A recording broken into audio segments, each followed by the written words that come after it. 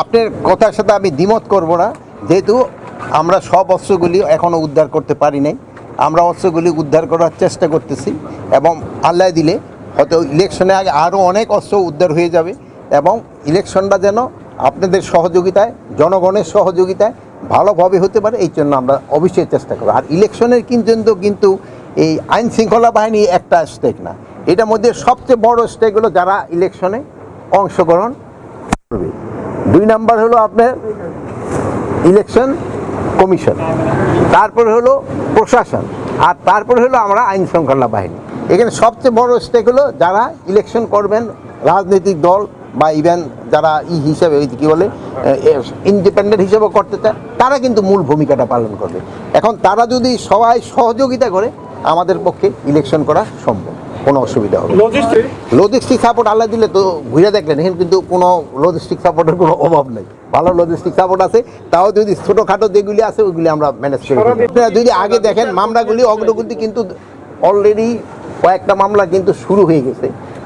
আর plus আরেকটা জিনিস হয়েছিল, আপনারা ধরেন যে একটা হত্যা মামলায় হয়তো 20 জন আসামি হওয়া দরকার ছিল, আপনারা ওখানে 200 আসামি দিয়ে ফেলছে। এখন এই জন্য ইনভেস্টিগেশনের সময় বেশি লেগে যায়। তা আপনারই কিন্তু আমাদের সবসময় বলছেন যেন নিরাপদ বা ব্যক্তি যেন কোনো অবস্থায় শাস্তির আওতায় না আসে, এই জন্য আমাদের কিন্তু এটা আরও বেশিভাবে দেখতে হয়। অনেকে নিজেদের স্বার্থ সিদ্ধির জন্য অনেকে কিন্তু কিছু নিরীহ লোকের নাম দিয়ে দিছে, এই জন্য কিন্তু সময়টা বেশি লেগে যায়। যদি তারা অ্যাকচুয়াল আসামিদের নামটা দিত তবে কিন্তু এত সময় লাগতো না। এটার ক্ষেত্রে আমরা সবচেয়ে আপনাদের সাহায্য সহযোগিতা চাবো, যেহেতু আপনারা যদি সত্যি সংবাদটা প্রকাশ করেন তবে কিন্তু আর কোনো বিভ্রান্ত সৃষ্টি করতে পারবে না।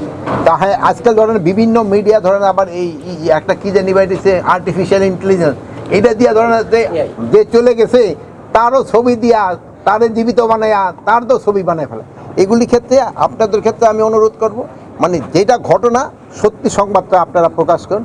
আর স্বরাষ্ট্র মন্ত্রণালয় থেকে আমাদের ডিরেকশন, যেই ঘটনা ঘটে ওটা সত্যিটা প্রকাশ করে দেওয়া, এটার ভিতরে কোনো লুকোচুরি করার কোনো কিছু নেই, যা ঘটে তা প্রকাশ করে দেয়। এটাই যদি হয় সেই সময় জনগণ সচেতন। তো কিছু সংখ্যক তো স্বার্থন্বেষী লোক থাকবেই যারা সব সময় একটা প্রবলেম ক্রিয়েট করার জন্য চেষ্টা করবে।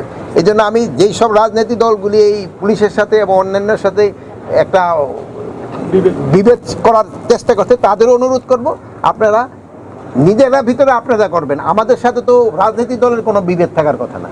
আপনারা কাজ করবেন, আমাদের কাজ করবেন। আমাদের কাজ হলো আইন শৃঙ্খলা রক্ষা করা, আর আপনাদের কাজ হলো জনগণের কাছে দিয়ে ভোট আদায় করা। আপনারা তাদের জন্য চেষ্টা করবেন, আর আমরা হলো জনগণের জন্য যেন তারা সুখে শান্তিতে থাকতে পারে ওটার ব্যবস্থা করার দায়িত্ব হলো আমাদের। যেমন কোনো রকমের আইন শৃঙ্খলা পরিস্থিতি যেন অবনতি না হয়, এগুলো দেখার দায়িত্ব হলো আমাদের। এই ক্ষেত্রে আপনারা কিন্তু সবচেয়ে বড় ভূমিকা পালন করতে পারেন যদি আপনারা সত্যি সংবাদটা সবসময় প্রকাশ করে দেন। আর এখন হলো কি, মিডিয়া এত ভালো অবস্থায় আছে যে আপনারা কিন্তু সব জায়গার খবরই রাখেন, খবরটা দিয়ে দিলে সাথে সাথে হয়, সত্যি সংবাদটা দিয়ে দিলে